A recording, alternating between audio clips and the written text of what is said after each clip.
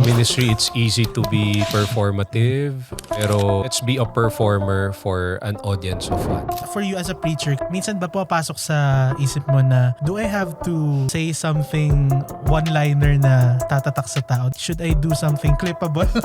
Clippable. Of course, you think about memorable lines. Yeah. Siyempre, part ng communication yun eh. It needs to stick sa mind ng hearer.